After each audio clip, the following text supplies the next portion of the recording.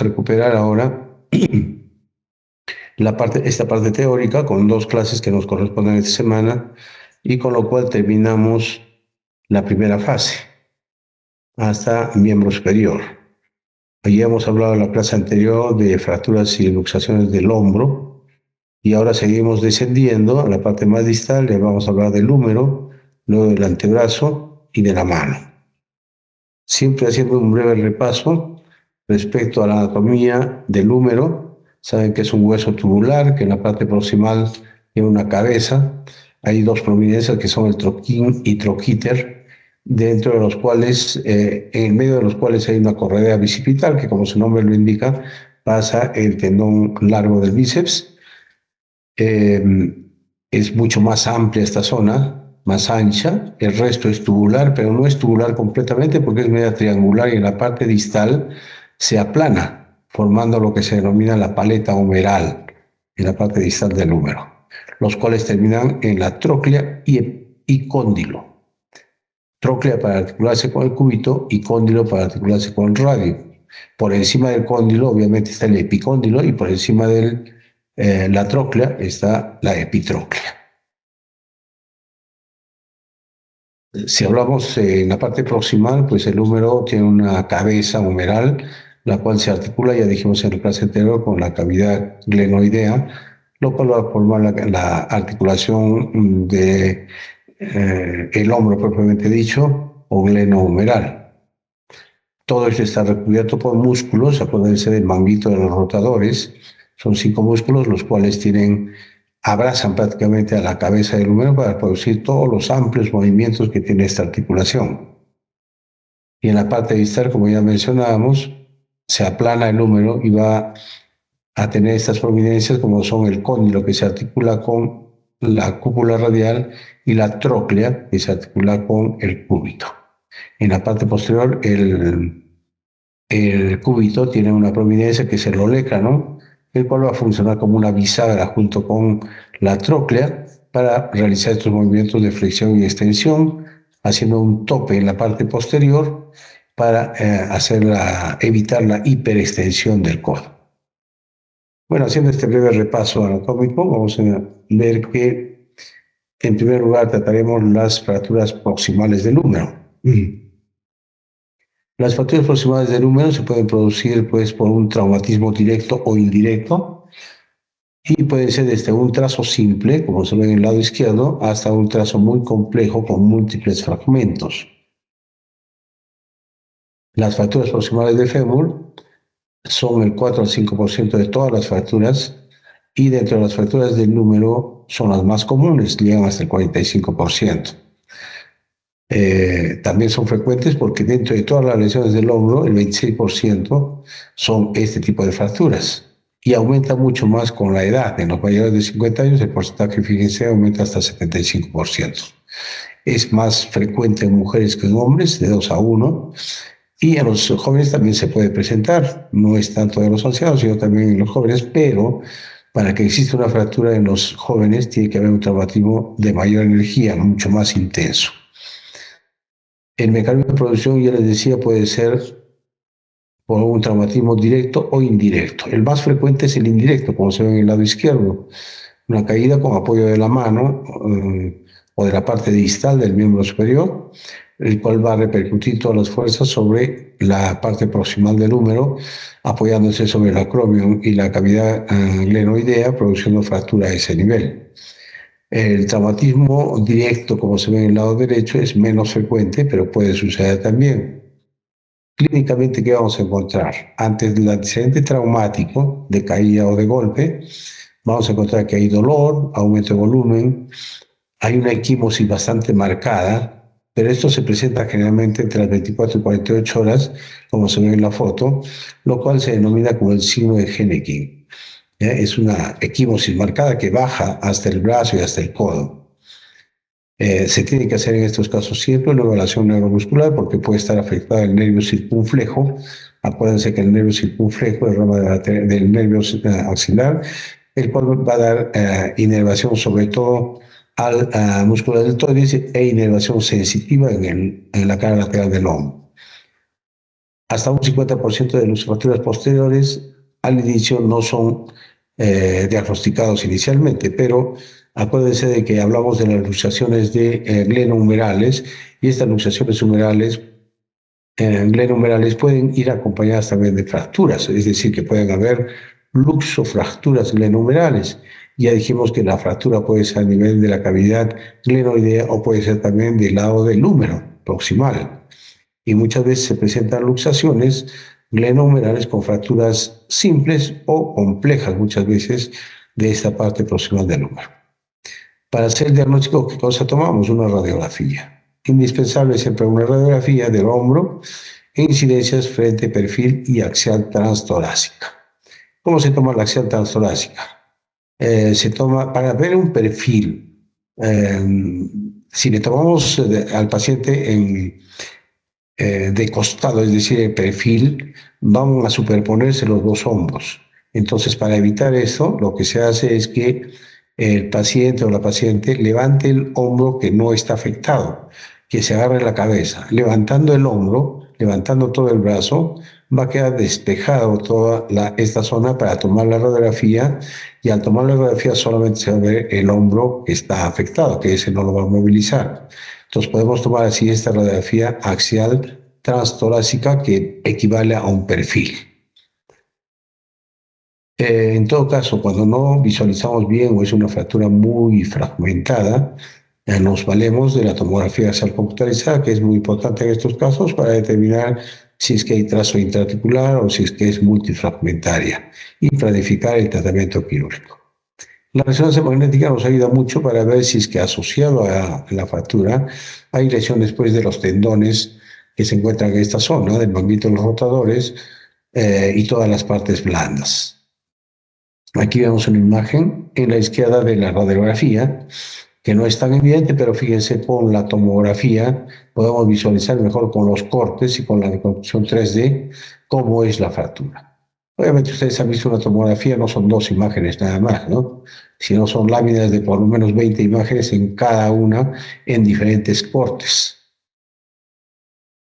Estas fracturas podemos clasificar de diferentes formas, pero generalmente se toma en cuenta a las fracturas que comprometen la superficie articular, es decir, la superficie que está recubierta por cartílago, las prominencias óseas como son el troquín y el troquíter.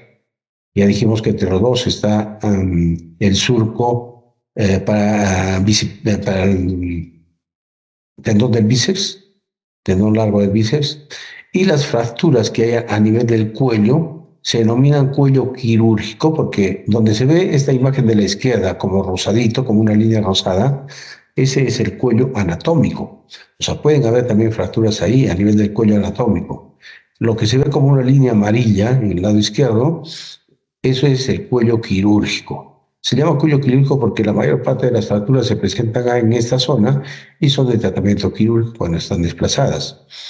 Entonces no se olviden y no se equivoquen al mencionar las fracturas de cuello anatómico y cuello quirúrgico. Es importante resaltar en la anatomía respecto a la irrigación sanguínea. La irrigación sanguínea en la parte proximal del húmero es una irrigación terminal. Como vamos a ver en el fémur proximal, de igual forma, aquí la arteria circunfleja humeral anterior y posterior rodean prácticamente la zona del troquín y el troquíter, dando una irrigación a esta zona muy marcada, pero que interiormente desde estas ramas van a dar irrigación a la cabeza del húmero, pero la cabeza del húmero no tiene una irrigación propia directa. Y entonces cuando hay una fractura a nivel del cuello anatómico, se corta toda esta circulación y tiene predisposición para una necrosis avascular de la cabeza del húmero. Es una de las complicaciones frecuentes.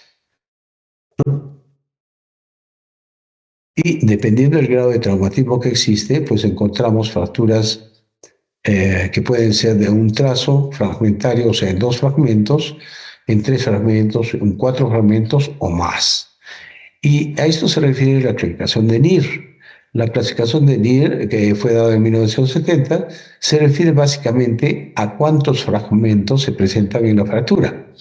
Entonces, es una NIR 2 cuando son en dos partes. NIR 3 cuando son en 3 partes, NIR 4 cuando son en 4 partes. Entonces, esto es relativamente sencillo para la clasificación dependiendo de cuántos fragmentos existen en el trazo de fractura.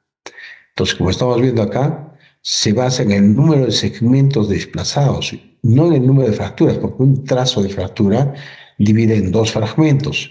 La clasificación de NIR se refiere sobre todo a los fragmentos que están desplazados. Entonces puede haber un trazo, por ejemplo, el cuello anatómico, como decíamos. Si es solamente ese trazo, habrá 2 fragmentos, uno de la cabeza y otro distal. Entonces, dependiendo si hay fracturas con trazo en el cuello anatómico o se desprende el troquíter, se desprende el troquín y hay una fractura a nivel del cuello anatómico, pues es una fractura en 4 fragmentos. Una fractura multifragmentaria será de las más graves como NIR 4. Hay también la clasificación AO.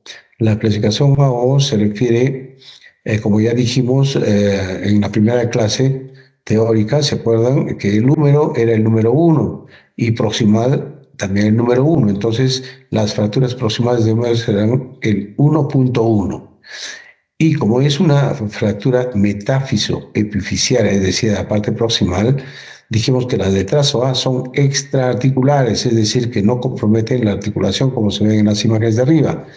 La subclasificación A1, A2, A3 no es muy importante para ustedes, pero como ven en las figuras, ninguna compromete la superficie articular. Son extraarticulares las A.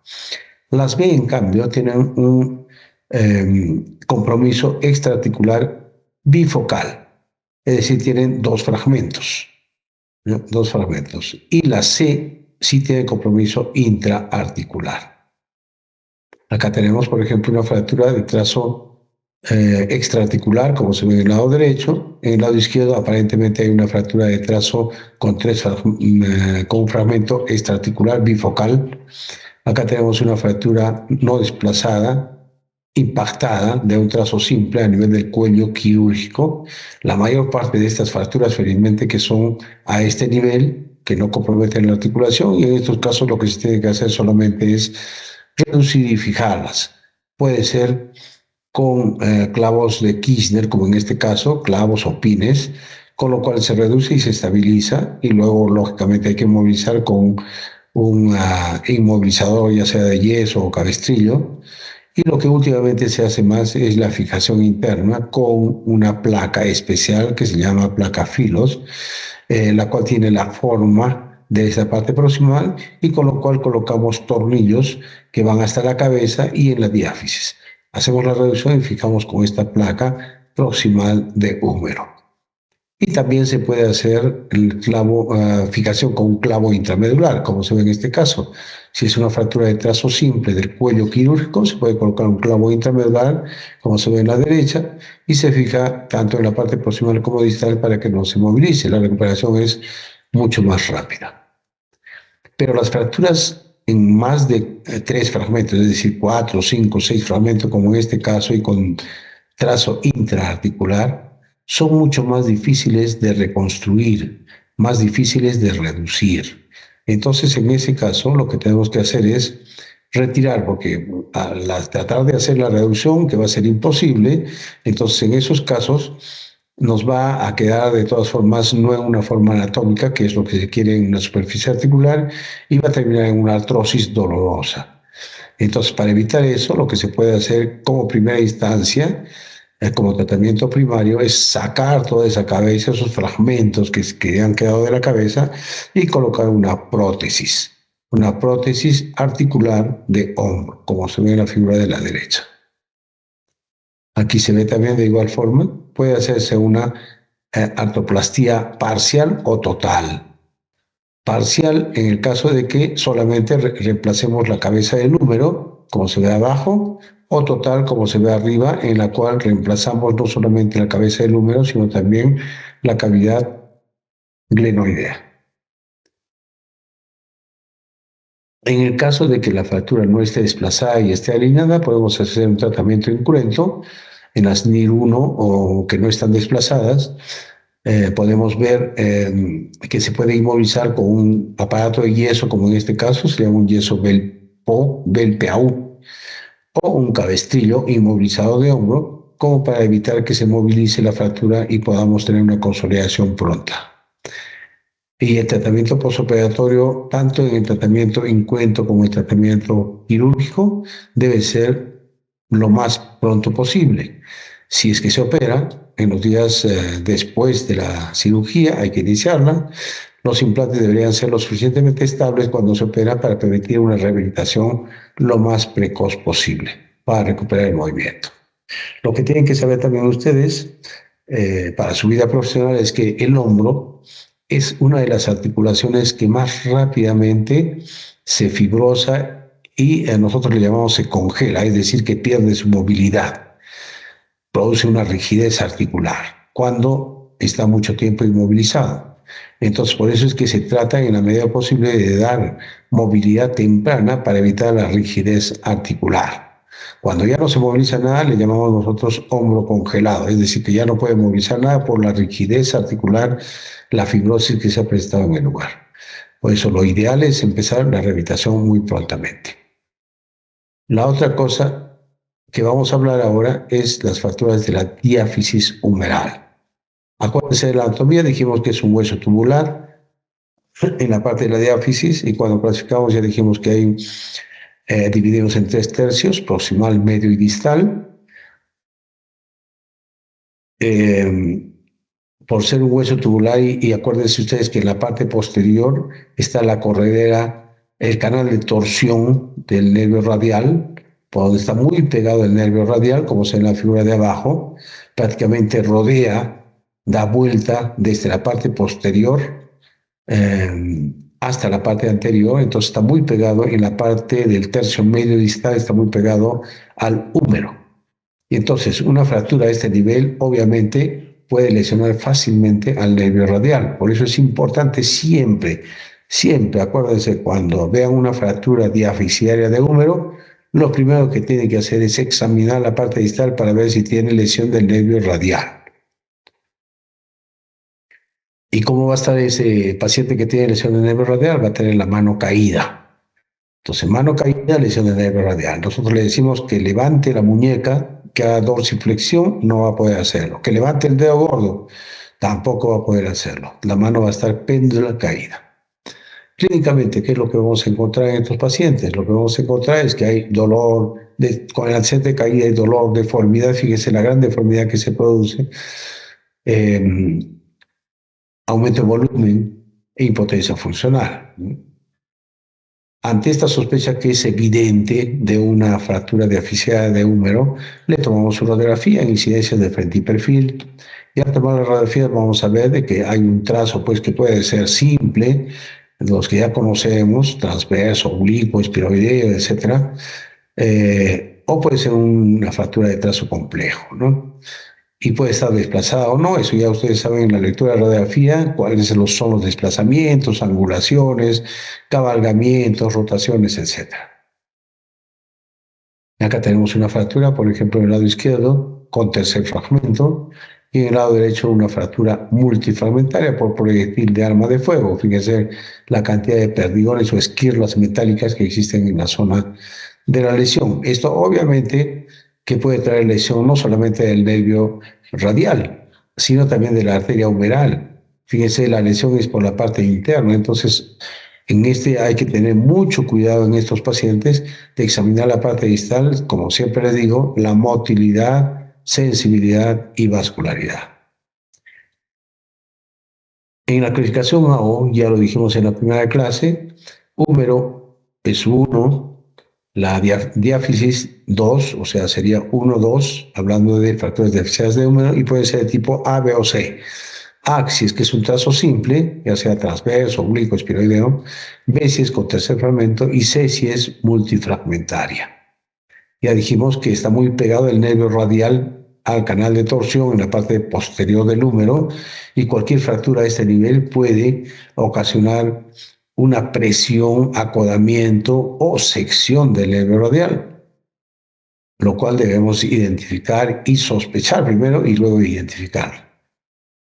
El tratamiento de estas fracturas de diáfisis humeral pueden hacerse en forma incruenta, aunque ya se han dejado un poco ya el tratamiento incruento, porque si bien es cierto que puede ser efectivo un tratamiento incruento con aparatos de yeso o yeso colgante, o como se menciona acá, con inmovilización con yesos Belpo, brazaletes funcionales, pero son bastante fastidiosos si necesitan inmovilización por mucho tiempo, por lo menos unas 6 a 8 semanas. Entonces, un poco que se ha dejado de lado, aunque también es factible, les vuelvo a repetir, se pueden utilizar estos aparatos ortopédicos, pero lo ideal es hacer un tratamiento quirúrgico, es decir, una reducción abierta de edificación interna, una osteosíntesis, que se puede hacer con una placa y tornillos, como se ve acá, o con clavo intramedular. El clavo intramedular de igual forma da muy buenos resultados, son inmediatos como para que el paciente pueda movilizar a los pocos días, realizar ejercicios tanto del hombro como del codo sin mayor problema. Cuando hay fracturas expuestas, y hablamos la clase entera de fracturas expuestas, pues se puede estabilizar también con un fijador externo, que también es válido como tratamiento definitivo, que podría quedarse con este fijador para estabilizar y hacer que consolide la fractura. Permite también una movilización precoz. Dijimos que siempre hay que asociar las fracturas diaficiales de húmero, de tercio medio y distal, con lesiones del nervio radial. Es muy frecuente esto. Y van a tener una mano caída, como se ve ahí. Este es un casito de un paciente de 23 años, fíjense, sufrió un accidente en motocicleta, tiene una fractura diaficial de húmero. Al tomar la radiografía es evidente, la deformidad también en el brazo, movilidad normal, se le hace una intervención quirúrgica y se coloca una placa con tornillos, ¿no? Haciendo la reducción y fijación de la fractura. Y tenemos el paciente con la radiografía de control, la fractura alineada, en buena posición, con la placa y tornillos y con una evolución favorable. Las fracturas del tercio distal del húmero. Dijimos que en el tercio distal la anatomía cambia un poco, ya no es un hueso tubular, sino es un hueso aplanado. Y en esta parte distal, donde se aplana y se denomina paleta humeral también, en la parte lateral que se articula con el radio, vamos a encontrar el cóndilo, y en la parte medial que se articula con el cúbito, vamos a encontrar la tróclea. Y por encima de ellos, el epicóndilo y la epitróclea. Entonces pueden presentarse fracturas a nivel de cualquiera de estos segmentos, ya sea en la epitróclea, en la tróclea, en el cóndilo, en el epicóndilo, o puede haber una fractura por encima de todos estos, es decir, una fractura supracondilia, se llama como se ve en la figura de la derecha. Estas fracturas, como comprometen la superficie articular, pueden ser interarticulares o extraarticulares. Hay que tomar en cuenta todas las estructuras neurovasculares que existen en la zona. Acuérdense que la arteria humeral está pasando por delante, acompañado del nervio mediano. Está acompañado y pasa por la parte anterior hacia el antebrazo. De igual forma, el nervio radial ya dijimos que da vuelta a nivel del tercio medio del húmero y se hace anterior por el lado radial, se hace anterior en el antebrazo. Y el nervio cubital, acuérdense ustedes que está pasando por la parte posterior de la epitróclea y luego se hace lateral, se hace el lateral hacia la parte media, ¿no? Entonces aquí vemos tanto en la parte frontal como en la imagen lateral, vemos cómo los nervios y vasos sanguíneos están muy pegados a esta zona. Y entonces puede haber lesiones a nivel de estas estructuras anatómicas que son muy importantes. En la imagen de la derecha vemos cómo el nervio cubital está pasando por detrás de la epitróclea, en el surco epitrócleo olecraneano. Hay diferentes clasificaciones, vamos a referirnos a la clasificación de AO. Volvemos a repetir, la clasificación AO es 1 para húmero, 3 para distal, entonces sería 1, 3. A si es que es extraarticular, B si es que es articular parcial, como se ve ahí, y C si es que es intraarticular completa o compleja. Ya en estos casos, pues hay generalmente fracturas multifragmentarias en la de tipo C, que son las más graves. La gravedad, como ven ustedes, va desde el A hasta el C. El A es la menos grave, la B medianamente grave y la C es la más grave, más compleja, más difícil de reducir. Cuando se trata de fracturas interarticulares, lo que tenemos que tratar de hacer es de reducir lo más anatómicamente posible la superficie articular. La superficie articular que se articula, ya dijimos, con la cúpula radial y con el olecranon, debe estar reducida a 100%, porque si no es así, esto nos va a conducir a la artrosis postraumática, a la degeneración articular. ¿Ya? No se acuerden, no se olviden, eso es siempre importante recordar que cuando hay una fractura diafisiaria que no compromete la articulación, en esos casos no es necesario hacer una reducción anatómica exacta. Pero en las superficies articulares, cuando hay una fractura que compromete la superficie articular, cualquier superficie articular, la reducción sí debe ser anatómica. Entonces, acá vemos una fractura de tipo C, sería una 33, perdón, una 13C, fractura interarticular completa, en la cual primero lo que se trata es de reducir, en la parte de abajo se ven las imágenes, reducir primero la superficie articular con tornillos, se fijan bien y luego se fijan con placas y tornillos al resto del resto del hueso que está fracturado. Acá vemos una fractura también igual compleja, en la cual se trata primero de reducir la superficie articular. Fíjense en la parte de abajo, en la imagen de la derecha, ya se ve que la superficie articular está bien reducida y el resto ya se fija con placas y tornillos. Esta paciente, mujer de 85 años, que tiene una fractura supracondil, es decir, fíjense, por encima de los cóndilos está fracturado, se hace la reducción, en estos casos está bien desplazada. Entonces, en la tomografía también se ve el grado de desplazamiento que tiene, fíjense, tanto en la reproducción 3D. Se hace la intervención quirúrgica, se hace un abordaje posterior, osteotomía del olecranon. Esto que se está levantando en la imagen de la izquierda es el olecranon que se ha cortado, se ha hecho una osteotomía. Osteotomía, ustedes saben que es cortar un hueso, se ha cortado el olecranon para poder visualizar mejor toda la parte distal del húmero. Lo cortamos y lo levantamos con el músculo tríceps. El tríceps braquial, acuérdense que se inserta en el olecranon. Entonces lo levantamos con todo el músculo y vemos ya toda la superficie distal del húmero. Hacemos la reducción y la fijamos con placas, le tomamos la radiografía como se ve en la derecha y la reconstrucción de la superficie articular, como ustedes ven aquí, está muy bien, está anatómica. Y el resto es estabilización con placas y tornillos. Nos da una buena estabilidad que le permite al paciente movilizar prontamente su codo. En los niños hay que tomar en cuenta esto. En los niños tienen tipos especiales de fractura a nivel del codo, es decir, a nivel distal del húmero. Hay fracturas que son muy frecuentes en los niños, las fracturas supracondíleas. Como hemos visto en los adultos también se presenta, pero es mucho más frecuente en los niños. Por encima de los cóndilos, del cóndilo de la tróclea, se produce una fractura transversal que puede estar desplazada o no. Estas son las fracturas supracondíleas. Como se menciona ahí, el 70% de las fracturas a este nivel en miembros superiores se producen en la región supracondílea. El 84% de estas fracturas supracondíleas es en menores de 10 años, sobre todo en niños muy pequeños, y se producen por hiperextensión o hiperflexión. Dependiendo de eso es que se produce el desplazamiento de la fractura. La imagen después de una caída, ya sea en hiperflexión o hiperextensión del codo, se va a producir esta imagen con el desplazamiento que existe. Fíjense ahí como una prominencia a nivel del olecranon, a nivel de la región posterior del codo. Obviamente que hay el antecedente de caída,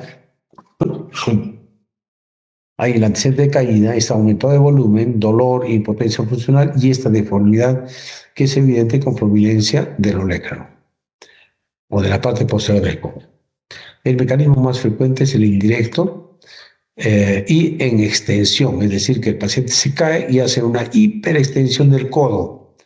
Y entonces la mayor parte, el 95 al 98% de pacientes se produce este tipo de fractura. ¿Qué es lo que va a pasar? La parte distal del húmero se va hacia la parte posterior y la parte proximal se va hacia la parte anterior y hay un desplazamiento bastante marcado. Esto es muy grave porque esta parte anterior que está fracturada de la región del fragmento proximal puede lesionar la arteria humeral, como vamos a ver después. Entonces, dependiendo del grado de desplazamiento que existe en estas fracturas supracondilias, puede clasificarse de acuerdo a Garland en tipo 1, 2 y 3. Es muy fácil esto. La de tipo 1 es una fractura que no está desplazada. La de tipo 2 hay un desplazamiento parcial. La cortical generalmente posterior está indemne. Y la de tipo 3 que hay un desplazamiento completo. Acá tenemos, por ejemplo, una radiografía de una fractura de supracondilia Garland 1. Se ve el trazo de fractura, pero está todo alineado, está todo en su sitio.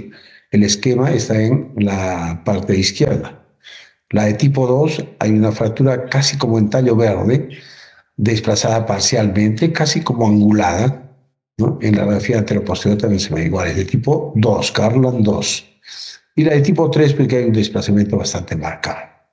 Fíjense ustedes que está en hiperextensión, es decir, que el paciente se ha caído hiperextendiendo el codo y el fragmento proximal se ha desplazado hacia adelante. Acuérdense cuando hemos repasado anatomía, por acá adelante, ¿qué cosa está pasando? La arteria humeral, el nervio mediano. Y entonces con este gran desplazamiento que existe, puede haber complicaciones vasculares y nerviosas. Vasculares en el sentido de que puede presionar la arteria humeral y ocasionar un síndrome compartimental o una isquemia en la parte distal. Y puede haber una lesión también neurológica del nervio mediano. Entonces, fíjense, puede haber un gran desplazamiento. Esto en general es una urgencia que hay que reducir lo más antes posible. Aquí vemos en la imagen cómo se desplaza la arteria humeral y el nervio mediano. Son desplazados, presionados, angulados e incluso podrían ser seccionados.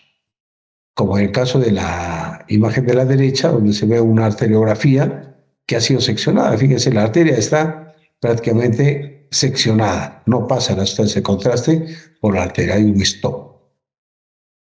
¿Cuál es el tratamiento en estos casos? Si es una fractura de tipo 1 que no está desplazada, solamente inmovilizarla con un aparato de yeso braquiomanual desde el brazo hasta la mano, que moviliza el codo por unas 4 a 6 semanas y después retira el yeso y comenzar con la terapia de rehabilitación. En la de tipo 2 y 3, que están desplazadas, sí hay que hacer una reducción. Se puede hacer una reducción incruenta, ustedes ya saben que es incruento, y se puede hacer también una reducción cruenta.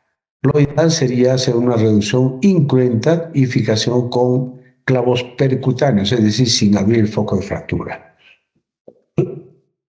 Pero a veces no se puede.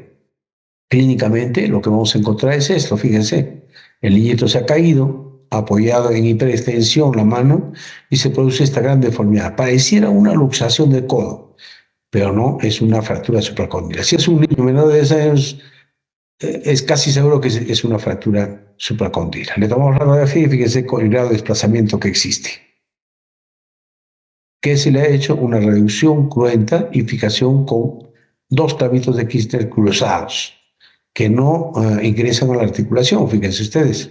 Entonces se le coloca esto y con eso se le da estabilidad, pero no lo suficiente para que pueda movilizar prontamente el codo, sino que hay que movilizarlo con un aparato de yeso por unas 4 a 6 semanas y luego se retira para comenzar con la rehabilitación. Se retira el yeso, se retiran los clavos y comienza con los ejercicios. La otra fractura en frecuencia es la fractura de cóndilo humeral. Acuérdense que hemos hablado que en la superficie articular existen el cóndilo y la tróclea. El cóndilo se articula con la cúpula radial y la tróclea con el cúbito. Entonces, en el lado radial puede presentarse también esta fractura a nivel del cóndilo. Es más frecuente entre los 3 y los 14 años. Generalmente son lesiones aisladas y obviamente estas tienen compromiso intraarticular. Y cuando hemos hablado de fracturas intraarticulares, hemos dicho que deben ser reducidas lo más anatómico posible. Aquí hay una explicación con las imágenes de por qué debemos tomar en cuenta en los niños, sobre todo cuando son muy pequeños, que no tienen todavía osificado toda la parte distal del húmero. Entonces ustedes saben que la osificación se produce a nivel de los núcleos de osificación que se presentan en cada uno de estos segmentos que hemos mencionado. O sea, hay un núcleo de osificación de la del cóndilo, núcleo de osificación de la tróclea, núcleo de osificación de la epitróclea y del epicóndilo. Cada uno de ellos va creciendo, va osificándose y al final se va a osificar todo y va a formar hueso completamente en la parte distal. Porque al inicio, cuando son niños, todo es cartilaginoso en la parte distal, en la epífisis. Entonces, muchas veces es difícil hacer un diagnóstico radiológico para ver si es que realmente compromete la articulación o está desplazado o no está desplazado. Pero cuando hay una fractura de cóndilo, tenemos que verlo así, como se ve aquí en la imagen 1 y 2, como se ve. Entonces, en estos casos puede comprometer el núcleo de osificación del cóndilo, esto es lo que está encerrado en esta imagen con un círculo negro más oscuro, es el cóndilo, el núcleo de osificación del cóndilo, puede comprometer el cóndilo o puede pasar por un lado del cóndilo. Entonces, cuando pasa por un lado del cóndilo, a veces no se ve en la radiografía, ¿no? Porque está comprometiendo el cartílago y el cartílago no se ve en la radiografía. Entonces, debemos tener alta sospecha cuando hay un dolor bastante marcado y determinar si es que hay desplazamiento o no que comprometa la superficie articular. Acá vemos mejor, en estas imágenes, se pueden ver mejor los núcleos de osificación del cóndilo y de la tróclea. Si es que la fractura, de acuerdo a esta clasificación de Jacobs, que también es muy simple, tipo 1, si es que es una fractura incompleta, no compromete la articulación, inmovilización solamente. En la de tipo 2 es una fractura completa, pero con un desplazamiento que no es muy grave. Y en la de tipo 3, la fractura es completa, pero está completamente desplazado y rotado. En esos casos, en la del tipo 3, como acá se ve en la radiografía, fíjense cómo se ha volteado completamente el cóndilo. Aparentemente no pareciera, parece que es un fragmento suelto, pero como todo el resto es cartílago, no se puede determinar muy bien, está completamente volteado. Entonces, en ese caso, lo que hay que hacer es reducción cruenta y fijación con clavos de Kirchner para estabilizar esta fractura. Y finalmente, las fracturas de epitróclea. En el otro lado, por encima del cóndilo dijimos que está el epicóndilo y por encima de la tróclea está la epitróclea. Es en el lado interno. Generalmente se producen estas fracturas en niños de mayor edad, entre 9 y 14 años. Son un poco más raras que las anteriores y generalmente se producen por un movimiento muy brusco, generalmente de trauma indirecto, en los cuales hay un prácticamente deslizamiento epifisiario, un arrancamiento de la epitróclea. Puede estar no desplazada o desplazada. Dependiendo de ello, vamos a determinar su tratamiento. Es frecuente también encontrarlo cuando hay luxación de codo. A veces hay luxaciones de codo que hace de que se desplace, se desinserte esta zona de la epitróclea y lo que hay que hacer es reducirla y fijarla, si es que está muy desplazado, ya sea con pines, o sea, con estos clavitos de Kirchner como se ve a la derecha, o con tornillos, ¿no? Para mantener la estabilidad y mantener la reducción. La luxación de codo se refiere a un desplazamiento completo de las superficies articulares que comprometen al codo. Acuérdense que el codo está conformado por 3 huesos: el húmero en la parte proximal y el cúbito y radio en la parte distal. Entonces, cuando generalmente el cúbito y radio juntos se desplazan hacia un lado u otro y se separan de la superficie del húmero, va a producirse una luxación. Entonces, la luxación, ya saben ustedes, que es la pérdida de relación de las superficies articulares en una articulación, en este caso en el codo. Y la clasificación es muy simple, dependiendo de dónde se desplaza el fragmento distal, es decir, el cúbito y el radio, hacia dónde se desplazan se denomina, si es hacia la parte posterior, es una luxación posterior. Si es hacia la parte anterior, luxación anterior. Si es hacia la parte lateral, pues una luxación lateral, y si es hacia la parte medial, una luxación medial. Solamente en el caso de que se abran los dos, el cúbito y el radio, que es muy raro, se denominará una luxación divergente. Acá tenemos, esto es lo más frecuente, el más frecuente es la luxación posterior. Y fíjense ustedes la deformidad que presenta, que se puede confundir mucho con una fractura supracondílea en los niños. Pero la diferencia, aunque no, eso no es 100% en todos los casos, pero las fracturas supracondíneas, dijimos, se presentan en niños hasta los 10 años generalmente. En cambio, las luxaciones de codo se presentan en niños más mayores, es decir, en adolescentes y jóvenes. Vamos a tomar la radiografía y sobre todo en la radiografía de perfil es donde se va a ver el tipo de luxación, si es anterior o posterior, y en la radiografía antero-posterior vamos a ver si es medial o lateral. ¿Cuál es el tratamiento en estos casos? Una luxación es una de las pocas urgencias que tenemos. La urgencia básicamente es hacer la reducción de la luxación y generalmente la reducción es incruenta, salvo que sea muy antigua. Hablamos de luxaciones inveteradas, la clase anterior, o sea, lesiones envejecidas, antiguas, que pasen más de 4 semanas, se denominan luxaciones antiguas. En estos casos, pues el tratamiento ya no va a ser el mismo, porque ya se fibrosa toda el codo que está luxado y va a ser difícil hacer una reducción incruenta. Pero cuando es una luxación aguda, que es la mayor parte de veces, pues la reducción incruenta se puede realizar con maniobras de tracción y contratracción para tratar de colocar el cúbito y el húmero en su lugar.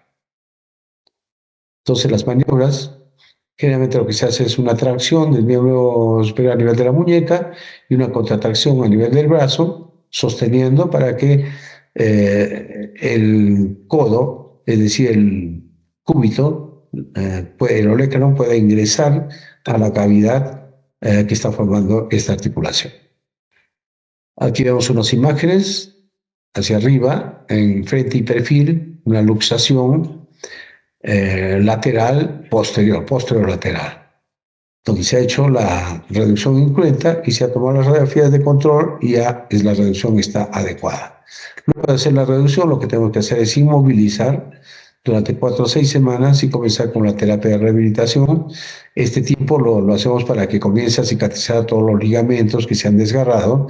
Acuérdense, cuando hay una luxación, obviamente todos los ligamentos que mantienen la articulación se desgarran, se rompen y estos tienen que cicatrizar.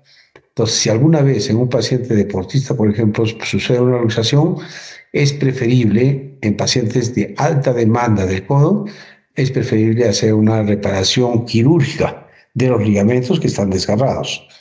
Pero normalmente las personas comunes y corrientes van bien solamente con inmovilización y luego la terapia física de rehabilitación. Muy bien, esto es lo que queríamos decir en esta primera clase. ¿Alguna pregunta?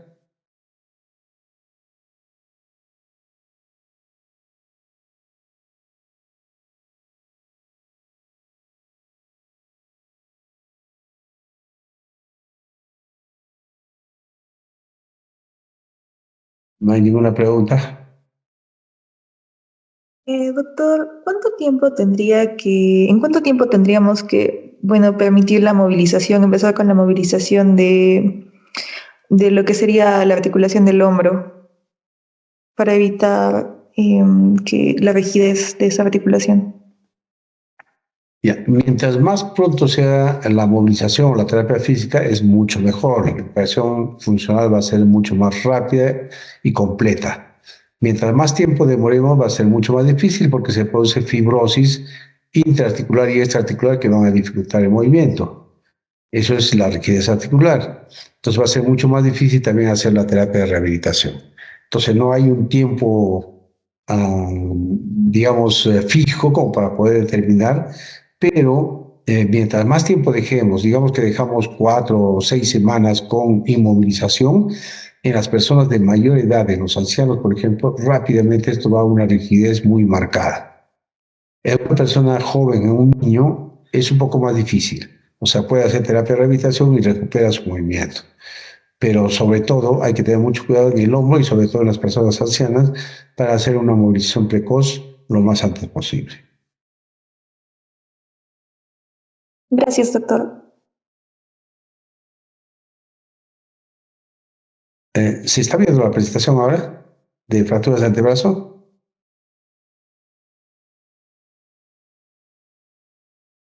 Todavía no se ve, doctor. No se ve, ya.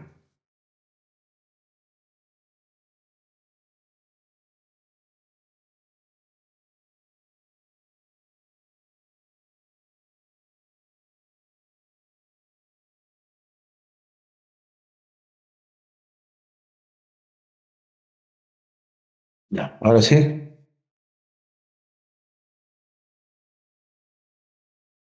Ahora sí se ve, Ahora sí. doctor. Ok. Yo creo que podemos continuar, ¿sí? ¿Sí están de acuerdo?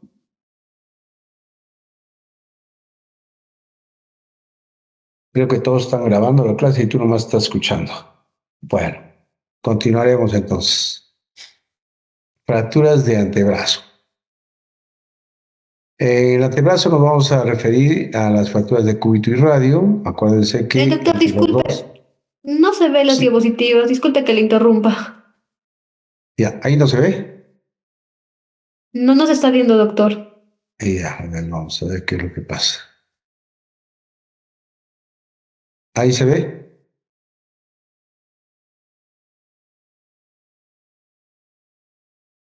Ya, Todavía no, doctor. ya, vamos a ver.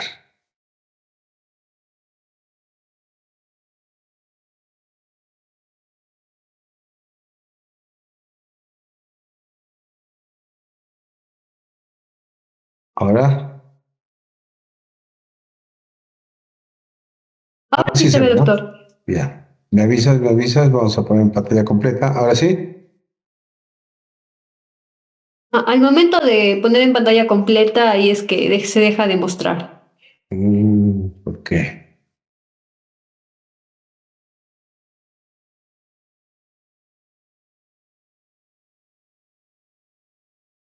Si lo ampliamos, ¿no?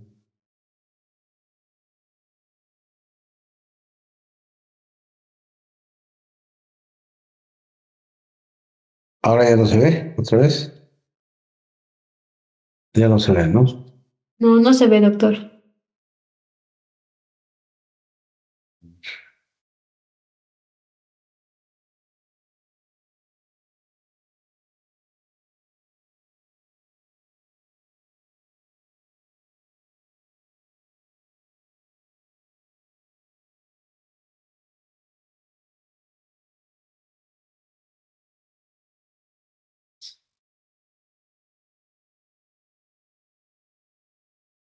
Ahí sí se ve, pero lo que no se ve cuando compartimos. Sí, ahí sí se ve, doctor. Sí, pero cuando comparto, o digo cuando pongo en presentación, ahí, ¿se corta? No, ahora sí debe verse. No, ya no, doctor, ahora sí se ve. Ya, ok. Entonces, hablamos de las fracturas de antebrazo, decíamos, el antebrazo está formado por el cúbito y el radio, los cuales van a cumplir una función muy importante. Entre los dos huesos, rota uno sobre el otro para producir la pronosupinación, que es importante. En el codo solamente se producen movimientos de flexión y extensión. En cambio, en todo el antebrazo, tanto en la muñeca como en el antebrazo, se producen movimientos de pronosupinación, pronación y supinación. Acuérdense que entre los dos huesos hay un espacio interóseo y este espacio interóseo es muy importante porque permite la pronosupinación. Por eso ya les voy diciendo que las fracturas diaficiarias de cúbito y radio deben tratarse como si fueran fracturas intraarticulares. ¿Y qué hemos dicho en las fracturas intraarticulares? Que deben ser reducidas lo más anatómicamente posible. Es decir, en las fracturas diaficiales de cúbito y radio también debe hacerse una reducción lo más anatómicamente posible para que haya una buena pronosupinación. Si no se hace una buena reducción, entonces en ese caso va a estar disminuida la pronosupinación. Empezaremos de la parte más proximal, el cúbito. En la parte proximal hay una prominencia, acuérdense ustedes que es el olecano. Esto da estabilidad a esta articulación del codo. El olecano es donde se inserta el músculo tríceps sural, perdón, tríceps braquial, que va a producir la extensión del codo. Y en la parte anterior presenta la apófisis coronoides, la cual va a insertar a el coracobraquial, el cual se va a insertar en esta apófisis, los cuales van a dar estabilidad a esta articulación del codo para la flexoextensión.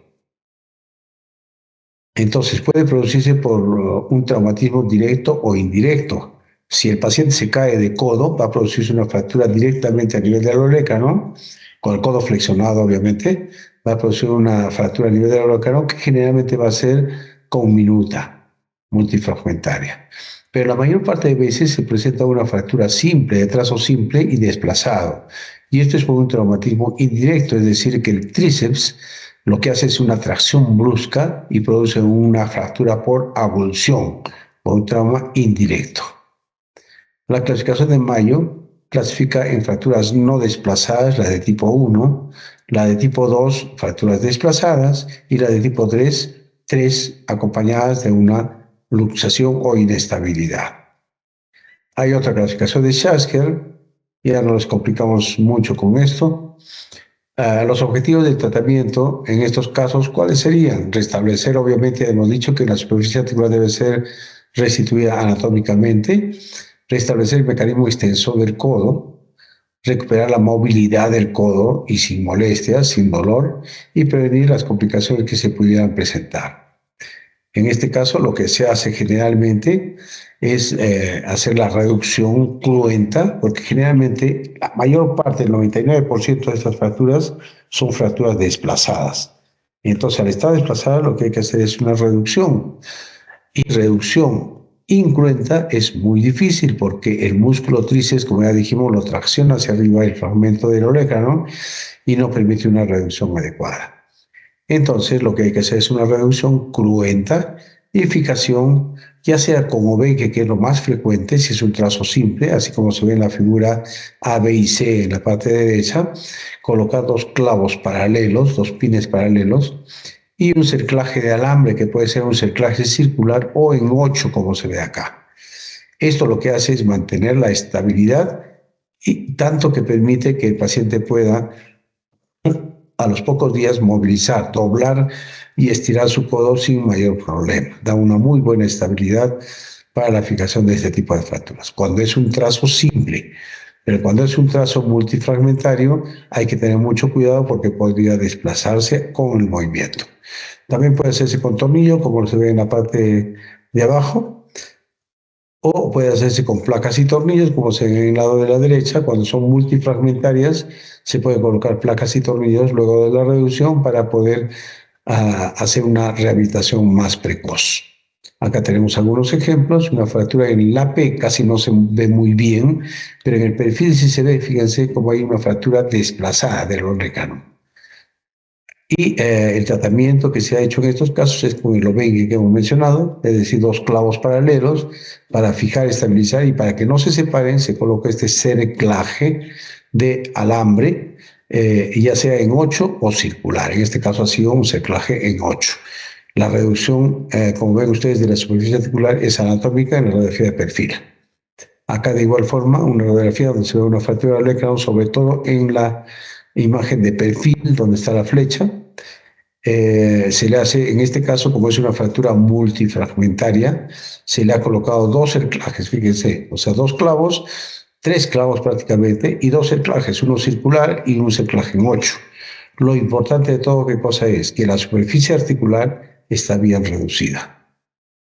Un tercer ejemplo de una fractura multifragmentaria, fíjense ustedes que la cantidad de fragmentos que existe, entonces se hace la reducción con el sistema de obenque, además usando tornillos para tratar de fijar ese fragmento grande que está en la parte más distal, y con un cerclaje de alambre. Este sistema de obenque se llama así, o de compresión también se denomina, son con dos clavos de Kirchner, como ya les dije, y un cerclaje de alambre que se ajusta para evitar que se desplace.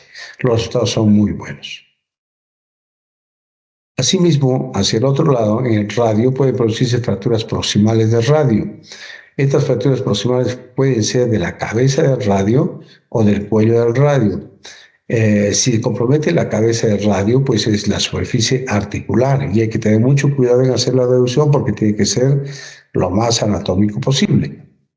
Generalmente se presenta por un mecanismo indirecto, con apoyo de la mano, y un mecanismo en valgo del codo, lo cual hace que se presione el cóndilo sobre la cúpula radial y lo fractura. Hay esta clasificación de Mason que clasifica en 4 tipos, también es muy sencilla, dependiendo del grado de desplazamiento que existe. La de tipo 1 son fracturas no desplazadas, la de tipo 2, como se ve en las imágenes, ¿no? Es una fractura fisuraria no desplazada. La de tipo 2 es una fractura marginal con leve desplazamiento, o puede ser una fractura del cuello también con leve desplazamiento. La de tipo 3 es una fractura conminuta, desplazada, y las fracturas de tipo 4 son fracturas asociadas a una luxación del codo. ¿Cuáles son los objetivos del tratamiento? Obviamente, si es una fractura de la superficie articular, hay que restituir la anatomía articular, estabilizar la fractura y una rehabilitación precoz. Acá tenemos una fractura, Mason 1, donde se ve un trazo de fractura, fíjense donde está el círculo, hay un trazo radiolúcido vertical, que nos indica que hay una fractura, pero que no está desplazada porque la superficie articular está continua. Entonces, en ese caso, solamente tenemos que inmovilizar, ya sea con una férula o con un aparato de yeso, durante 4 a 6 semanas, con tratamiento conservador y luego la terapia de rehabilitación. Pero cuando es una fractura desplazada, como en este caso, pues el tratamiento tiene que ser más riguroso, es decir, como es parte de la superficie articular, hay que reducirla y fijarla de la mejor forma, generalmente con placas y tornillos, como se ve en la imagen de abajo de la izquierda, reducirla lo mejor posible la superficie articular y estabilizarla. En la parte derecha superior también se ve cómo se ha reducido con 2 tornillos, la superficie articular está congruente. Pero cuando es una fractura multifragmentaria, con compromiso completo de la superficie articular, pues en este caso lo que hay que hacer es, muchas veces no se puede reconstruir. Y entonces lo que hay que hacer es retirar esos fragmentos porque nos va a conducir a una artrosis. Entonces sacarlo y dejarle libre esa zona, es decir, hacer una cupulectomía se llama, o sea, se saca la cúpula radial, la cabeza radial, y se hace una cupulectomía. Los resultados son muy buenos funcionalmente, porque no impide que haya un movimiento de flexo-extensión. Acuérdense que la flexo-extensión del codo está dada principalmente por la cavidad olecraniana y la tróclea del húmero. Y esto da una muy buena estabilidad para la flexión y extensión. Pero si hay una inestabilidad lateral, porque no hay el apoyo de la cúpula radial sobre el cóndilo. Y entonces, en una persona que hace trabajo de fuerza, le puede dar sí molestias e inestabilidad. Entonces, una persona que no hace mucha actividad física, como vamos a ver después, se podría hacer esta cupulectomía. Pero la mayor parte de veces lo que tenemos que tratar de hacer es una osteosíntesis, reducción cruenta y fijación. En este caso, fíjense, una fractura de la cúpula radial del cuello con aplastamiento, se le toma la tomografía, pero es una fractura también intraarticular, es una luxofractura en realidad de la cúpula radial. Se hace la operación y al abrir encontramos, fíjense, la cúpula radial está partida en 2. Felizmente, como esta partida solamente en 2 son fragmentos grandes, se hace la reducción y se fija con tornillos. Con 2 tornillos, y fíjense ustedes, acá se ve directamente cómo la superficie articular está bien reducida. Se ve el trazo de fractura, pero bien reducido. Entonces le hemos colocado los 2 tornillos y le permite una movilización también precoz. Pero cuando la fractura es muy conminuta, como en este caso, por ejemplo, una fractura multifragmentaria que es difícil de reducir porque colocar tornillos acá no lo va a partir los tornillos, no se va a poder hacer una buena reducción que le permita una movilización precoz, entonces lo que hacemos es retirar, hacer una cupulectomía. Y esa cupulectomía puede quedar así, sin colocación de nada adicional, o se puede colocar, como se ven en las imágenes de abajo, ¿no? Se ha hecho una cupulectomía, no está la cúpula o la cabeza del radio. En cambio, en las imágenes del medio se puede ver que se ha hecho una prótesis. Se pueden colocar unas prótesis de la cabeza del radio. Fíjese usted cómo se ha colocado, en reemplazo se ha sacado la cabeza del radio y se ha colocado una prótesis. Esto le va a permitir y dar mayor estabilidad a ese codo. Entonces, personas que hacen bastante actividad física con el codo, pues es preferible hacer esta prótesis de radio. En nuestro medio no lo estamos haciendo mucho porque son caras y no, las empresas no lo traen con mucha frecuencia a nuestro medio. Hay unas luxofracturas que tenemos que acordarnos siempre porque son conocidas y frecuentes, tienen relativa frecuencia, y siempre se preguntan en los exámenes, tanto de internado, de residencia y de especialidad. La luxofractura de Monteggia. La luxofractura de Monteggia es una fractura, como su nombre lo indica, hay una luxación y una fractura. La luxación es del codo, ¿pero de quién? La de la cúpula radial. Se luxa la cúpula radial como se ve en la imagen, pero se fractura el tercio proximal del cúbito. Entonces, como se ve ahí, generalmente el traumatismo es que se fractura y en foco de fractura empuja al radio y lo luxa del codo. Entonces, hay esta imagen que es frecuente, luxación de la cúpula radial y fractura proximal del cúbito, que se denomina luxofractura de Monteggia. Y esta luxofractura de Monteggia tiene diferentes clasificaciones, no vamos a adentrarnos mucho en esto, pero puede ser con una luxación anterior, luxación posterior, luxación lateral, etc. Lo único que me interesa que ustedes sepan es de que la luxofractura de Monteggia es la luxación de la cúpula radial con fractura proximal de cúbito.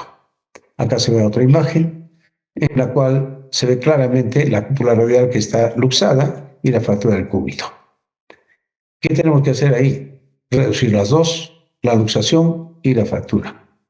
Si nosotros reducimos la fractura del cúbito y la fijamos, la mayor parte de veces la luxación de la cúpula radial se va a reducir casi sola. En todo caso, si no se reduce sola, pues hay que reducirla. Hay que hacer la reducción de las dos, lo más anatómico posible. Y la otra luxofractura que es frecuente es la luxofractura de Galeazzi. La luxofractura de Galeazzi es en la parte distal, o sea, a nivel de la muñeca. Igual, hay una fractura distal del radio y una luxación del estiloides cubital. O sea, es contraria a la otra y en la muñeca. La luxofractura de Galeazzi es que el cúbito se luxa y se fractura el radio distal. El mecanismo generalmente es una pronación forzada o trauma directo. Acá tenemos algunos ejemplos. Fíjense cómo en la radiografía se ve la fractura del radio, las imágenes de la izquierda, la fractura del radio y cabalgada, y una luxación del cúbito. En la imagen de perfil se ve claramente donde está la flecha que está luxada completamente la estiloides cubital. Lo que hay que hacer en estos casos es reducir la fractura del radio, ya se va a reducir la luxación y hay que tratar de mantenerla, ya sea con clavos o con tornillo, tratar de mantener la articulación hasta que cicatrice que son los ligamentos que se han desgarrado de la unión radiocubital distal. Y hay otra lesión que es de Essex-Lopresti, el cual se trata de una fractura, luxación de la cabeza radial con rotura de la articulación cúbito-radial distal y desgarro total de la membrana interósea. Ya dijimos que entre el cúbito y el radio existe la membrana interósea, que da cierta estabilidad a los movimientos de pronosupinación. Pero cuando se fractura, se impacta la cúpula radial, como en este caso, se fractura y se luxa y se impacta la cúpula radial, el radio se va hacia arriba, rompiendo toda la membrana interósea, haciendo de que el cúbito y el radio en la parte distal también se separen.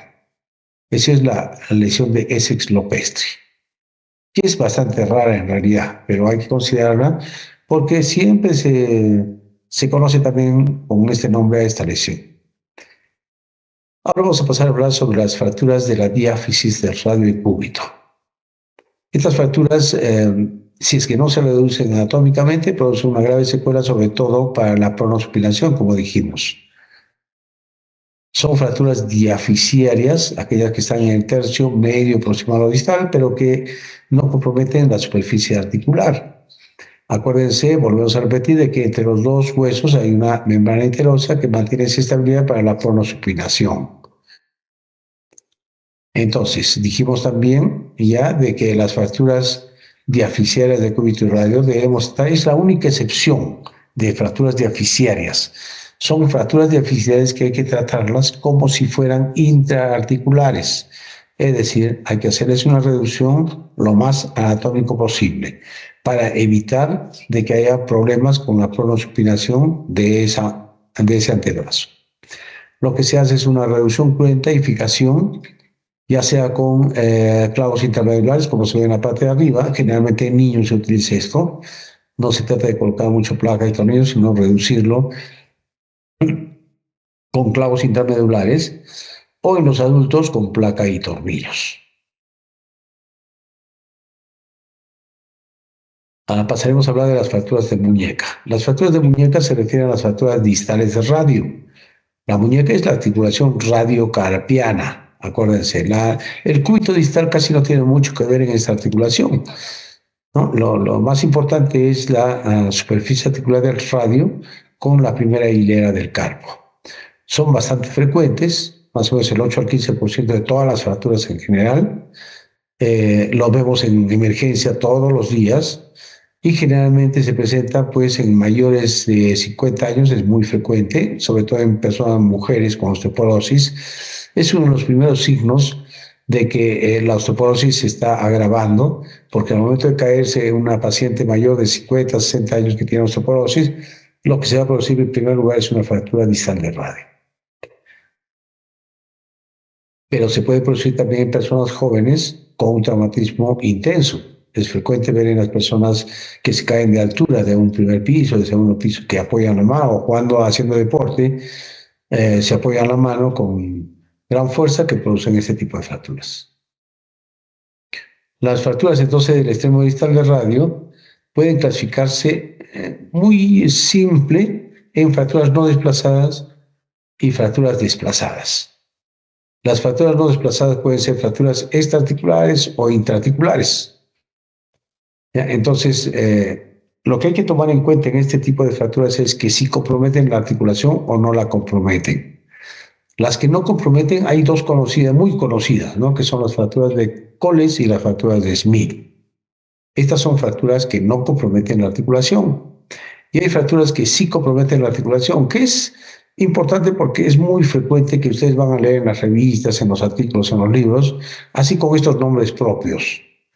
Lamentablemente en estos casos hay que tener un poquito de agilizar la memoria porque son nombres que se utilizan bastante frecuente. Entonces la fractura de Coles-Smith son extraarticulares y las fracturas intraarticulares están las fracturas dorsal y ventral de Barton, las fracturas de Barton, y las fracturas de Schofer, es decir, de la apófisis estiloides del radio, y las fracturas de saco bocado de la fosa semilunar, o sea, en la parte central de la superficie articular del radio.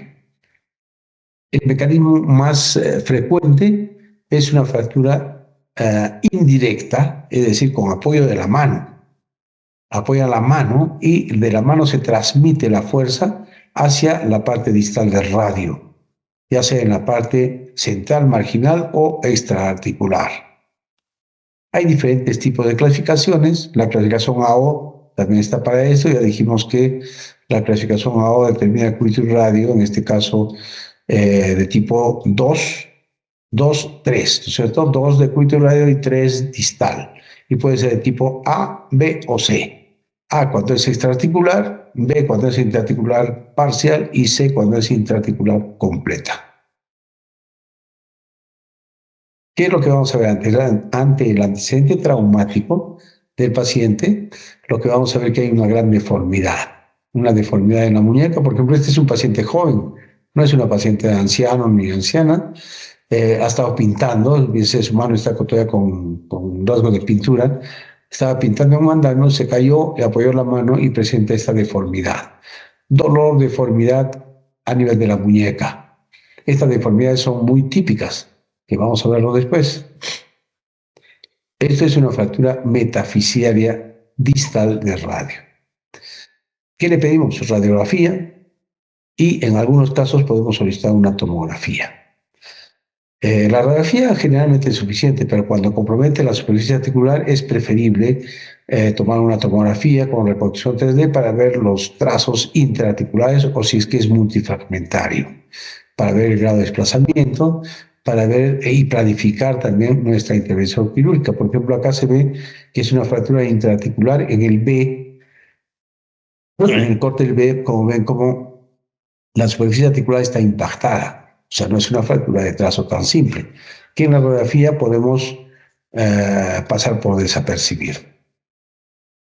Cuando evaluamos la radiografía tenemos que ver ciertos ángulos que son importantes.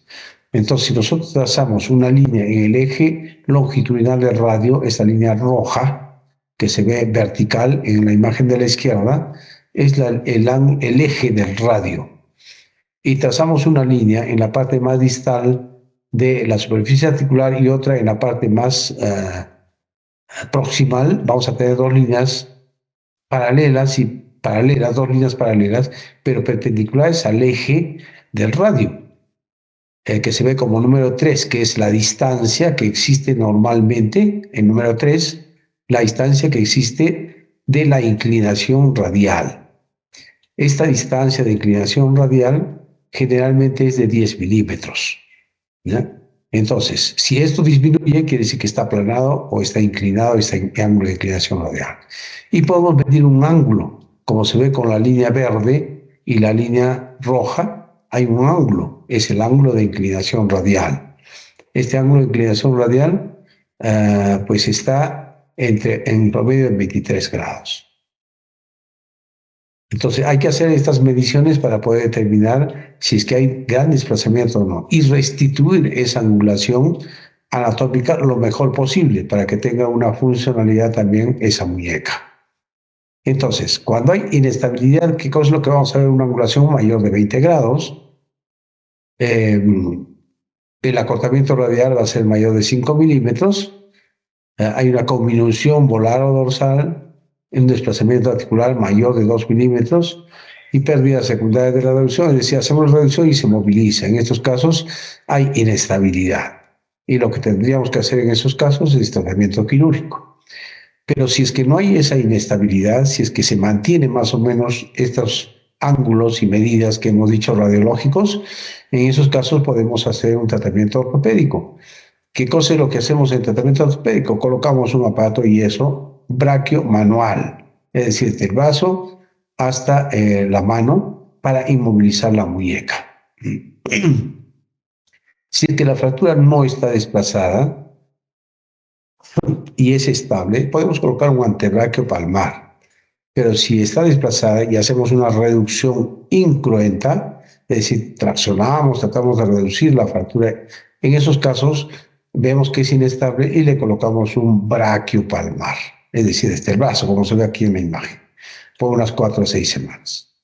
Entonces, repetimos, en las fracturas inestables, es decir, que son irreductibles, los parámetros radiológicos por reducción no son aceptables, hemos hecho la reducción y no se puede reducir, no han quedado bien reducidas, entonces en esos casos debemos hacer tratamiento quirúrgico.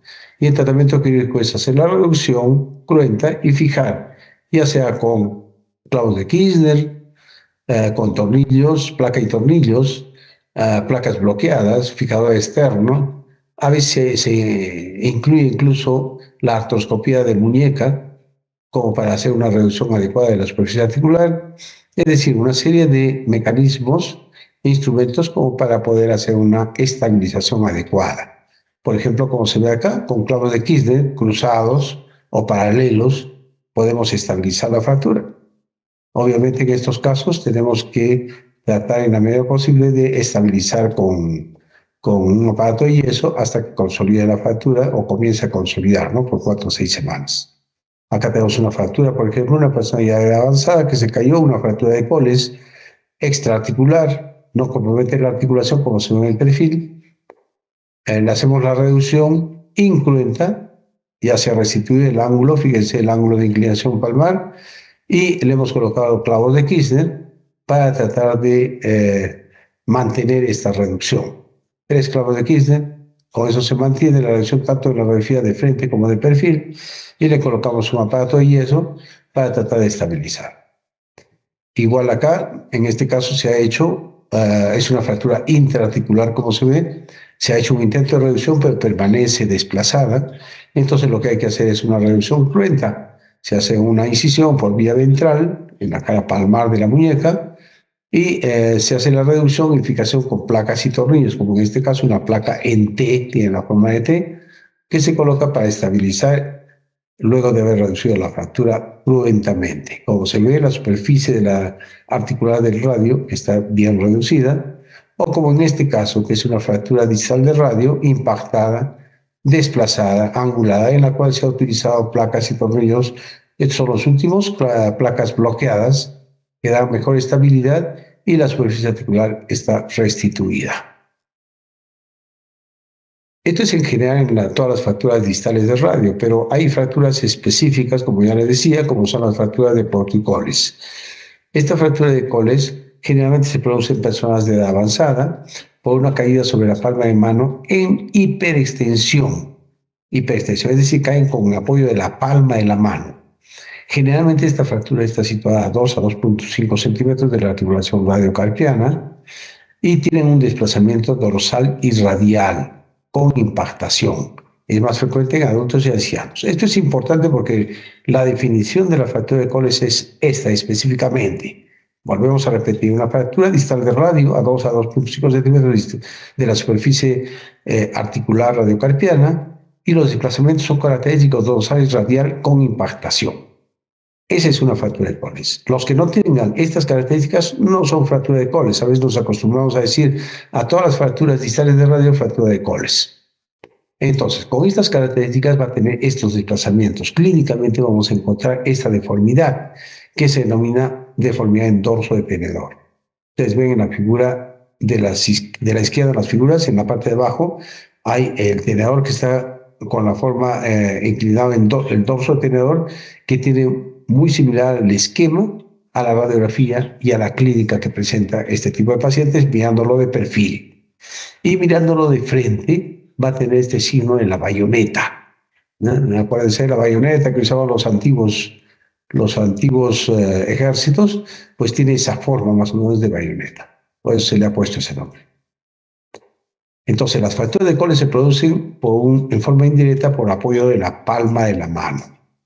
Y ahí se produce este desplazamiento dorsal, radial e impactación. El tratamiento debe hacerse una reducción cerrada, es decir, tracción, contratracción, reducción, con los mecanismos contrarios a los que se ha producido. Es decir, si hay un desplazamiento radial, pues hay que hacer la inclinación cubital, es decir, jalarlo hacia el lado cubital para que se reduzca la fractura que está con desplazamiento radial. Y si es que está desplazado dorsalmente, pues hay que poner en flexión palmar.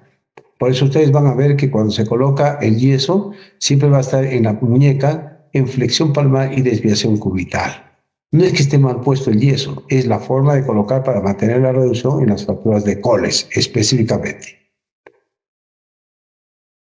Y la otra fractura distal de radio, que es frecuente, es la fractura de Smith, o coles invertida también se llama. ¿Cómo se produce esta fractura de Smith? Decíamos que la de coles se produce por una caída con la palma de la mano. En cambio, en esta en la Smith se produce por una caída con el dorso de la mano, como se ve en la figura. Se produce la caída, apoya el dorso de la mano y va a producir un desplazamiento contrario a la fractura de coles. Entonces decíamos que en la fractura de coles el desplazamiento es dorsal. Aquí en este caso va a ser ventral. Es la diferencia, el desplazamiento va a ser ventral. Puede haber desplazamiento radial también, pero sobre todo el desplazamiento ventral. Acá tenemos una imagen de una fractura de Smith, el desplazamiento ventral de la parte distal. Ya sabemos que siempre se menciona la parte distal con el desplazamiento. Entonces acá tenemos la diferencia que hay. En la fractura de coles, en el lado izquierdo, la caída es con apoyo de la palma de la mano. Y en la fractura de Smith, la caída es con apoyo del torso de la mano. Y de acuerdo a eso es que se producen los desplazamientos. Otra fractura importante de mencionar es la fractura de Barton. La fractura de Barton, o subluxofractura de Barton, es una fractura marginal. ¿A qué nos referimos con fractura marginal? Que si tomamos la radiografía y vemos las imágenes, vamos a ver en la imagen lateral que está la superficie articular del radio que se articula con el semilunar.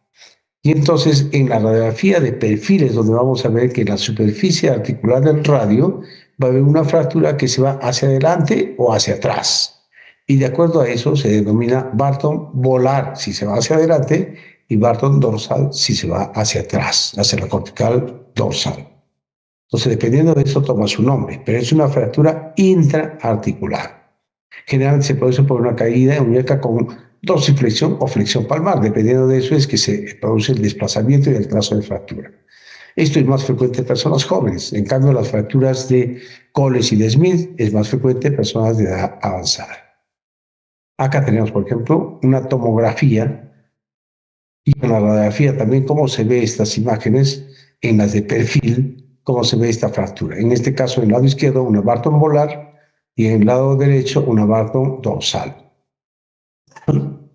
El tratamiento en estos casos, como es intraarticular, lo que hay que hacer es reducir anatómicamente y fijarla. La fijación generalmente es con una placa y tornillos que mantienen la estabilidad para mantener la reducción anatómica de estas fracturas. Las fracturas de Hutchinson también se denominan fracturas del chofer. Son fracturas de la estiloides radial. Acuérdense de la anatomía.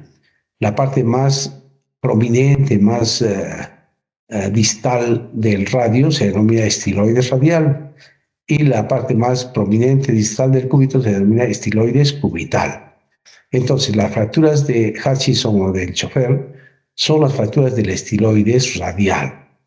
Estas fracturas, bueno, se denominan del chofer porque al momento de chocar muchas veces se hace un movimiento muy brusco de flexión radial de la muñeca y esto hace de que presione el escafoide sobre el radio y lo fractura a nivel de la estiloides radial. Es una fractura por impactación entonces que hay que tratar de distinguirla, si no se puede por radiografía, con una tomografía. La otra fractura que también, bueno, ahí es lo que hay que hacer en las fracturas del estiloides radial, si no está desplazada, solamente inmovilizar con un aparato de yeso antebrachiopalmar, y si está desplazada, pues hacer la reducción y fijación, ya sea con placa y tornillos o con tornillos solamente. Pero hay que hacer la estabilización y reducción lo más anatómico posible porque compromete la superficie articular. Las fracturas de escafoides carpiano también son importantes.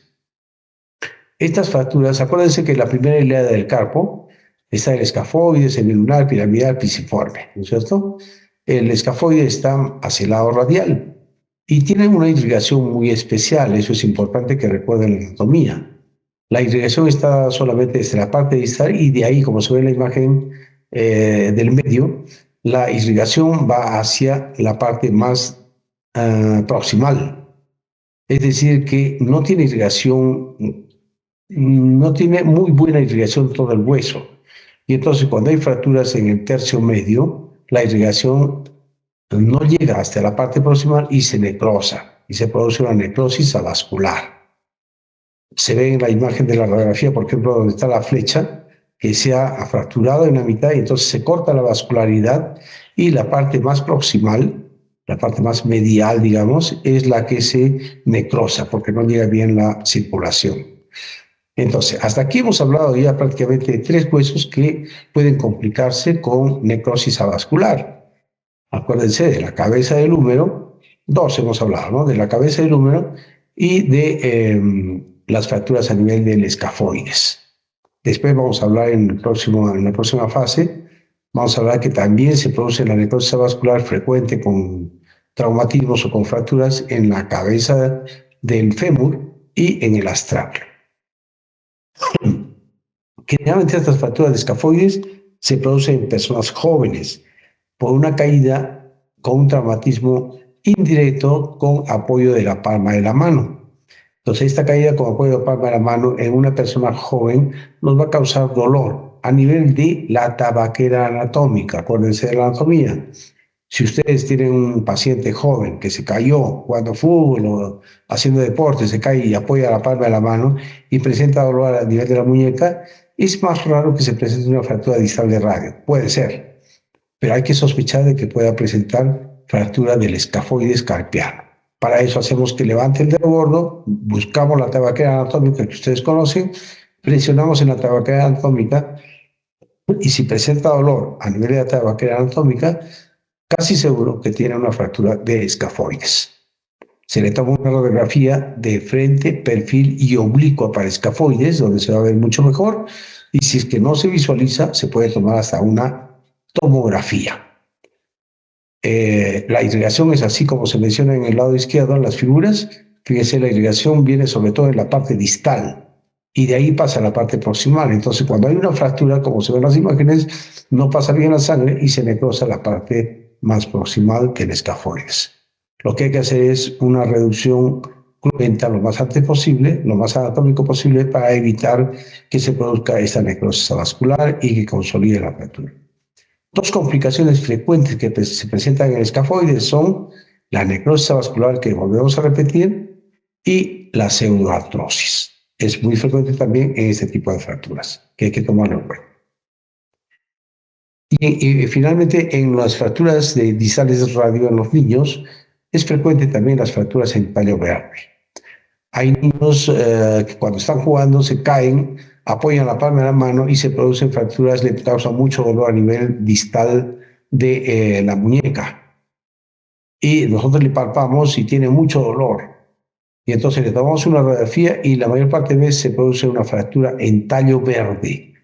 Se llama en tallo verde porque es como hacer una similitud con una rama verde. Si uno agarra una rama seca de una planta, pues la dobla y se quiebra fácilmente.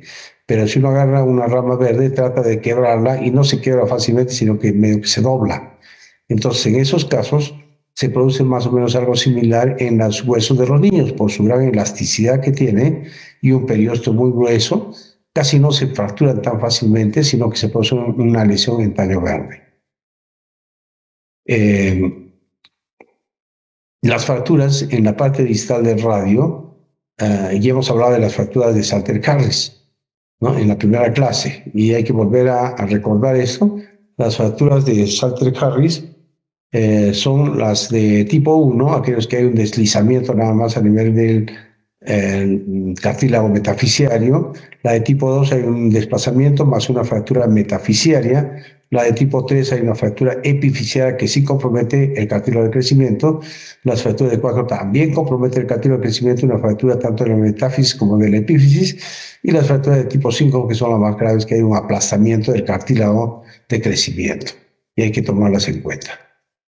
En los adultos, antes que pasemos a otro tema, recuerden que en el libro hay el capítulo de fracturas distales de radio en niños. Entonces lean también ese capítulo, porque no podemos hablar mucho, es corto el tiempo, que también va a entrar al examen, para que lo revisen en el libro sobre las fracturas distales de radio en niños en tallo verde. Entonces, las fracturas de Bennett es otra fractura también importante, frecuente, que se produce en personas jóvenes y adultas, que es una fractura de la base del primer metacarpiano. Se produce una fractura intraarticular, como se ve acá, y el resto de la base se luxa. Entonces, por eso es una luxofractura de la base del primer metacarpiano, del dedo pulgar, en otras palabras. Entonces, como ustedes saben, el primer dedo es muy funcional, es el más importante de la mano, el dedo pulgar. ¿Y dónde se realiza más movimiento de este pulgar? En la articulación trapecio-metacarpiana. Y justamente en esa articulación es que se produce la fractura y la luxación. Entonces tenemos que reducirla lo más anatómico posible, porque si no, después va a tener problemas para el movimiento del dedo pulgar. Lo que se ha hecho aquí en este caso es una reducción, unificación con un tornillo en forma anatómica con resultados favorables. Hay otra fractura también en la base del primer metacarpiano, que es la fractura de Rolando. Como dijimos en la anterior, es una luxofractura a nivel intraarticular. En cambio, en este caso, la fractura de Rolando es como la fractura de Bennett, pero hay mayor conminución, ya sea en Y o en T, con fragmentos dorsales y palmares. Puede ser también intraarticular, pero es con mayor conminución. En cambio, volvemos a repetir, la luxofractura de Bennett es solamente un trazo y con luxación del resto del fragmento del metacarpiano. En cambio, la de Rolando es multifragmentaria, ya sea en T o en Y.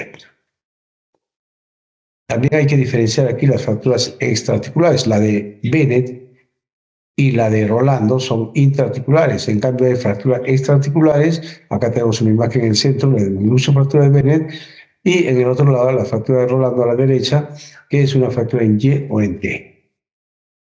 ¿Qué otras fracturas más podemos ver en la mano? La fractura del boxeador. que es muy frecuente también.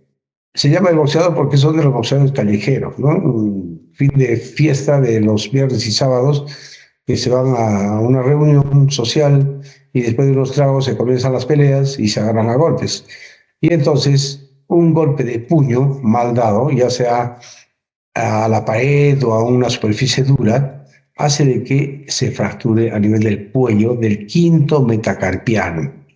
Entonces, una fractura del cuello del quinto metacarpiano con angulación a nivel del foco de fractura, como se ve en la flecha de la derecha, es lo que se denomina una fractura del boxeador.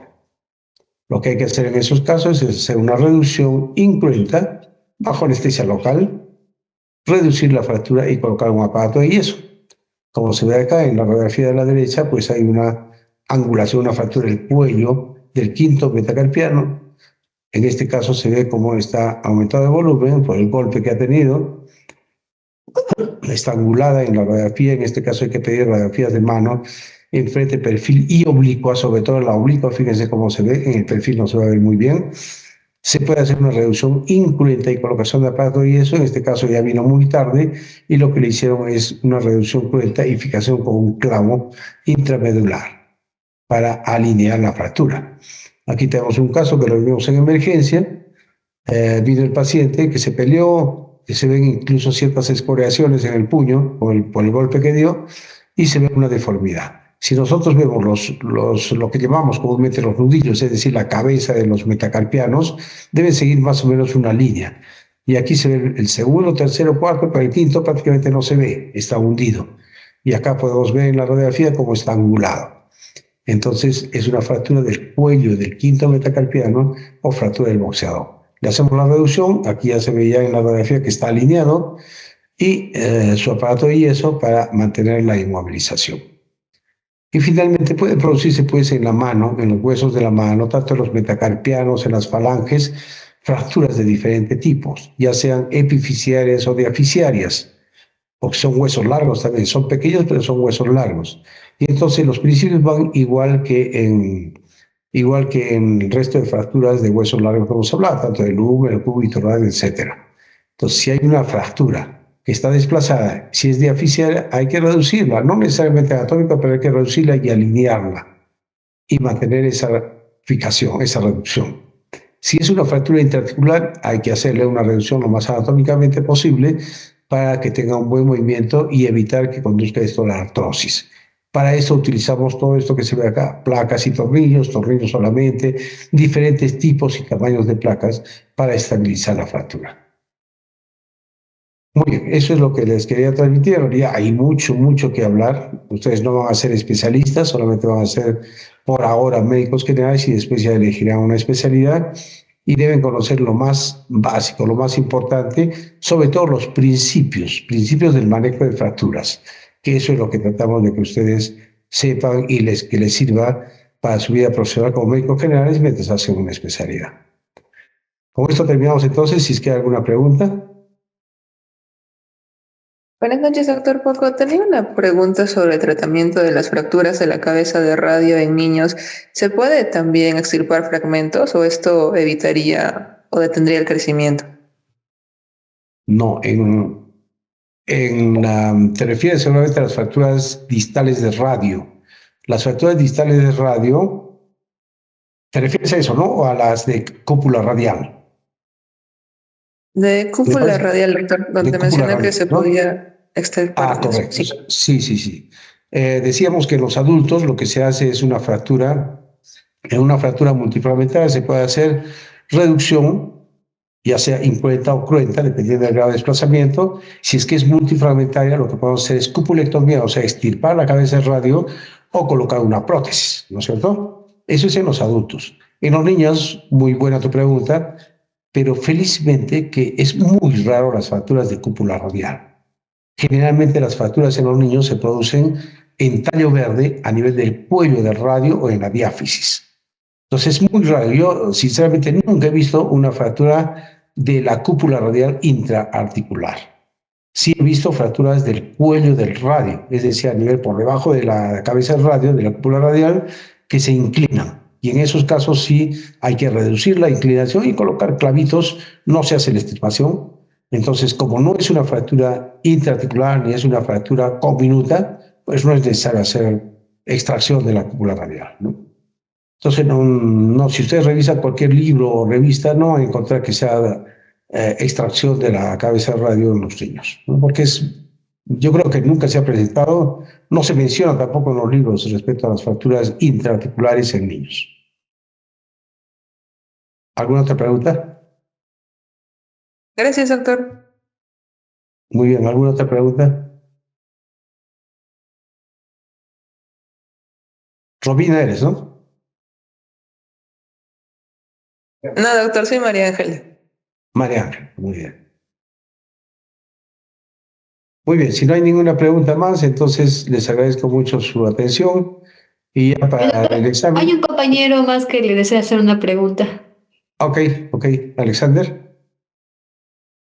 Sí, doctor, era para consultarle solamente que si se podría quedar un momento al final para poder conversar con usted un ratito. O sea, me llamas por teléfono, es personal, ¿sí? Sí, eso es lo más personal. Ya, me llamas por teléfono, terminando la clase.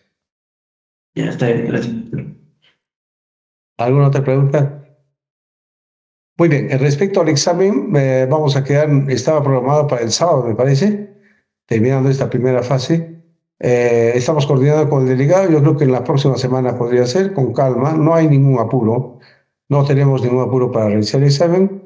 Pónganse de acuerdo, yo le he propuesto entre el martes y jueves, yo creo que el jueves con toda tranquilidad podría ser. Nos ponemos de acuerdo con el delegado, ¿ok?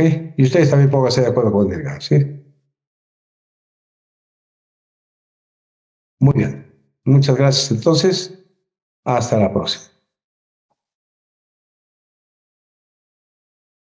Hasta luego, doctor. Hasta luego.